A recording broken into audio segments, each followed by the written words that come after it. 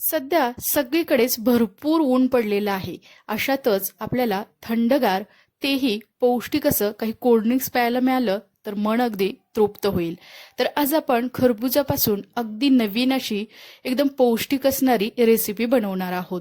अगदी बनवायला सुद्धा सोपे आहे आणि झटपट बनली सुद्धा जाते. एका खरबुजापासून तुम्ही 5 ते 6 जणांना हे असं अगदी थंडगार आणि तितकंच पौष्टिक असणारं हे कोल्ड्रिंक्स बनवून घेऊ शकता.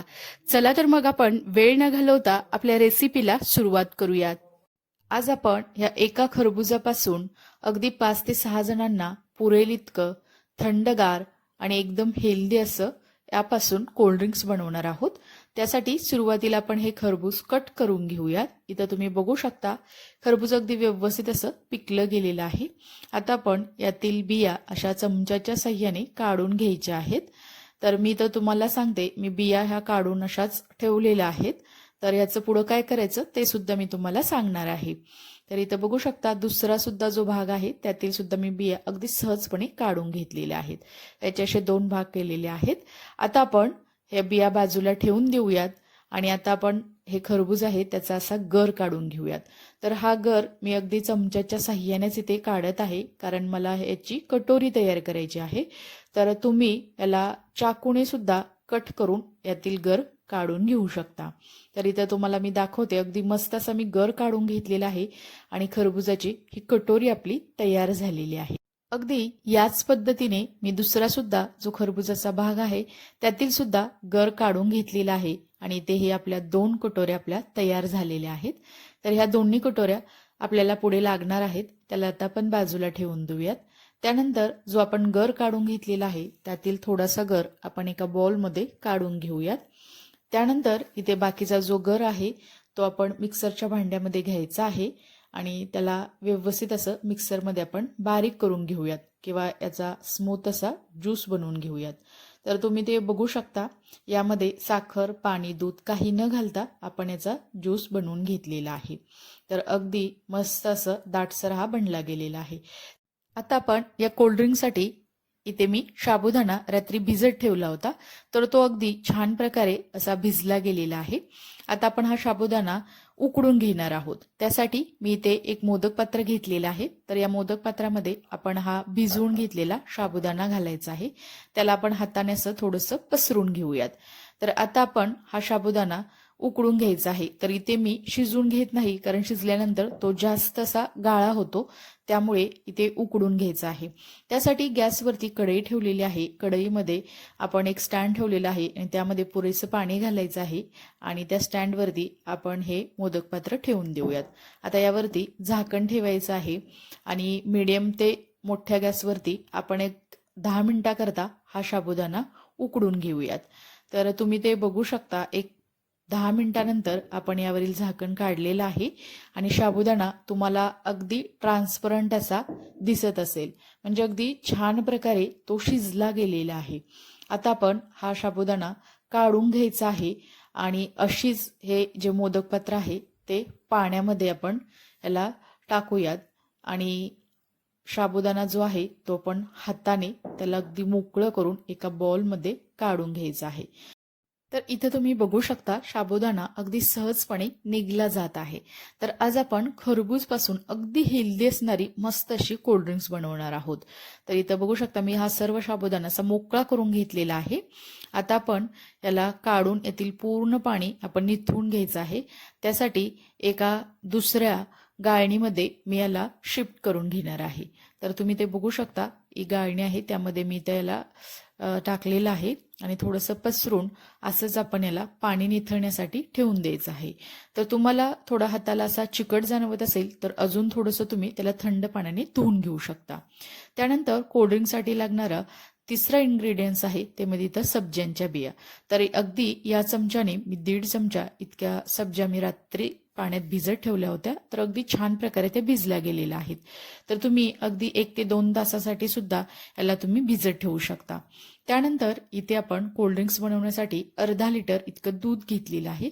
त्यानंतर गॅसवरती मी कढईमध्ये हे दूध आपण आता घालायचं आहे आणि अगदी बारीक ते मध्यम गॅसवरती आपण याला गरम करून घेणार आहोत. तर इथं तुम्ही बघू शकता यातील जे काही साय आहे ती मोडत मोडत आपण हे दूध एक 3 ते 4 मिनिटाकरता गरम करून घेऊयात. तर आता दूध आपलं व्यवस्थित असं गरम झालेलं आहे. तर इथे मी एक 2 चमचे इतकी व्हॅनिला कस्टर्ड पावडर घेतलेली आहे. त्यामध्येच आपण हे कोमट किंवा गरम झालेलं दूध आहे ते दूध घालायचं आहे आणि त्याची स्मूथ अशी पेस्ट बनवायची आहे. तर आपण यामध्ये आज व्हॅनिला कस्टर्ड पावडर वापरत आहोत, त्यामुळे त्याला एक छान असा स्वाद येतो आणि फ्लेवर सुद्धा अगदी मस्त येतो. तुम्ही अशा प्रकारे कोल्ड्रिंक्स एकदा नक्की करून बघा. तर आता इथं तुम्ही बघू शकता अजून मी थोडंसं दूध गरम करून घेतलेलं आहे आणि त्यामध्ये आपण ही जी व्हॅनिला कस्टर्ड पावडरची जी पेस्ट आहे ती घातलेली आहे. आता त्याला अगदी व्यवस्थित असं आपण हलवून घेतलेलं आहे. तर दुधाचा कलर थोडासा बदललेला आहे. आता सुद्धा आपण सतत हलवत आणि साय मोडत हे दूध अजून थोडंसं व्यवस्थित असं गरम करून घेणार आहोत, जेणेकरून कस्टर्ड पावडर जी आहे ती अजिबात कच्ची राहू नये किंवा कच्ची राहिली तर त्याचा वास येतो. त्यामुळे ती शिजवण्यासाठी दुधाला अगदी व्यवस्थित अशी आपण उकळी येऊन द्यायची आहे. तर इथं तुम्ही बघू शकता अजून 3 ते 4 मिनिटाकरता मी अगदी बारीक गॅसवरती हे दूध गरम करून घेतलेलं आहे. जसजसं दूध गरम होईल आणि कस्टर्ड पावडर व्यवस्थित अशी शिजली जाईल तसं तुम्ही याची थिकनेस बघू शकता. अगदी थोडंसं असं घट्ट जरा झालेलं आहे. आता यामध्ये आपण 3 ते 4 चमचे इतकी पिठी साखर घातलेली आहे. तर गोड तुमच्या आवडीनुसार तुम्ही कमी अधिक करायचं आहे. तर इथे पिठी साखर घातल्यानंतर सुद्धा आपण याला थोडंसं मिक्स करून घेऊयात. त्यामुळे आपलं जे हे दूध आहे ते लवकर असं आटलं जातं. तर इथे बघू शकता अगदी 2 ते 3 मिनिटे मी याला अशी छान अशी उकळी आणलेली आहे आणि दूध इथे आपलं थोडंसं असं घट्टसर असं झालेलं आहे. तर त्याची जी कडेची साय आहे ती आपण मोडून या दुधामध्ये अशी मिक्स करून घ्यायची आहे. तर आज आपण अगदी हेल्दी असणारं खरबुजापासून आपण छान असं कोल्ड्रिंक्स बनवतोय. तर इथे बघू शकता अगदी थोडंसं कस्टर्ड पावडर व्यवस्थित अशी यामध्ये शिजली गेलेली आहे आणि दुधाचं थिकनेस सुद्धा दुधाची तुम्ही बघू शकता अगदी थोडंसं घट्टसर असं झालेलं आहे. हे दूध जेव्हा आपण थंड करतो तेव्हा अजून घट्ट होतो. तर इथे ह्या स्टेजला आपण गॅस बंद करायचा आहे. आज आपण याचं कोल्ड्रिंक्स बनवतोय त्यामुळे जास्तही दूध घट्ट करण्याची गरज नाही. आता हे दूध आपण एका दुसऱ्या पातेल्यामध्ये ओतून घेऊयात. तर इथं तुम्ही बघू शकता इतपत मी याची कन्सिस्टन्सी ठेवलेली आहे. तर हे थंड झाल्यानंतर अजून तुम्हाला थोडंसं घट्टसर असं वाटेल. आता आपण अगदी 5 मिनिटाकरता याला थोडंसं थंड करून घेतलेलं आहे. त्यानंतर यामध्ये आपण बनवून घेतलेला खरबूजचा ज्यूस घालायचा आहे. तर आता आपण याला पळीने अगदी व्यवस्थित असं मिक्स करून घेऊयात. तर अजून याची कन्सिस्टन्सी थोडीशी घट्ट अशी झालेली आहे कारण आपण यामध्ये बाकीचे सुद्धा इन्ग्रेडियंट्स वापरणार आहोत. त्यानंतर आपण इथे सब्जाच्या बिया घातलेल्या आहेत, तसेच उकडून घेतलेला हा साबुदाणा सुद्धा घातलेला आहे. तर इथं बघू शकता त्याला आपण पळीने एकदा परत मिक्स करून घेतलेलं आहे. तर इथे हे आपलं मस्त असं पौष्टिक असणारं खरबुजापासून कोल्ड्रिंक्स तयार आहे. याला थंड करण्यासाठी आपण फ्रीजला ठेवून देऊयात. 1 तासानंतर आपण याला फ्रीजमधून काढलेलं आहे आणि अगदी परत अजून थोडंसं याला घट्टसर असं झालेलं आहे. वरती असं थोडं मलईसारखं आलेलं आहे. अगदी मस्त असं हे कोल्ड्रिंक्स आपलं बनलं गेलेलं आहे. चला तर मग आपण सर्व करू.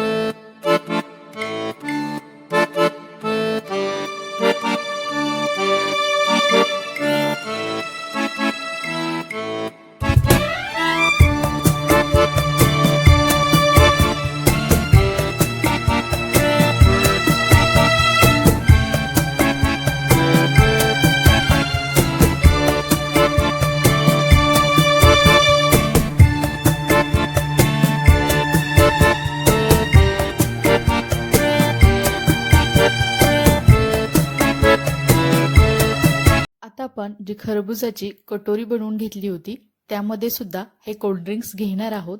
त्यामुळे त्याला एक छान अशी टेस्ट असते. तर यामध्ये तुम्ही बारीक बारीक खरबुजाचे तुकडे सुद्धा घालू शकता आणि वरून असे मस्त बारीक असे बदाम, काजू आणि पिस्त्याचे थोडेसे काप. त्यामुळे ते अगदी हेल्दी असं हे कोल्ड्रिंक बनवून तयार होतं. विशेष म्हणजे यामध्ये आपण सब्जाच्या बिया वापरलेल्या आहेत, त्यामुळे उन्हाळ्यामध्ये आपल्या शरीरातील उष्णता कमी करण्याचं काम या सब्जाच्या बिया करतात. त्यामुळे हे कोल्ड्रिंक्स अधिकच पौष्टिक असं बनलं गेलेलं आहे. तसेच यामधील ज्या आपण खरबुजाच्या बिया काढून घेतलेल्या आहेत त्या स्वच्छ अशा धुवून त्या उन्हामध्ये वाळवून तुम्ही स्टोअर करू शकता आणि त्या आपण ड्रायफ्रुट्स लाडू असतील किंवा गोडाचा कोणताही पदार्थ असेल त्यामध्ये खिरीमध्ये वगैरे तुम्ही त्या बिया वापरू शकता. मी अशा प्रकारे या बिया स्टोरेज करून ठेवलेल्या आहेत. जर तुम्हाला हे हेल्दी कोल्ड ड्रिंक्स आवडलं असेल तर नक्की दीपाज किचन या यूट्यूब चॅनेलला लाईक, शेअर आणि सबस्क्राईब करा आणि शेजारी बेल आयकॉनवरती क्लिक सुद्धा करा, कारण तुम्हाला अशा छान छान नवीन युनिक अशा रेसिपी पाहायला मिळतील. चला तर मग नंतर भेटूया आपण अशाच एका खास अशा रेसिपी सोबत. तोपर्यंत सर्वांना धन्यवाद.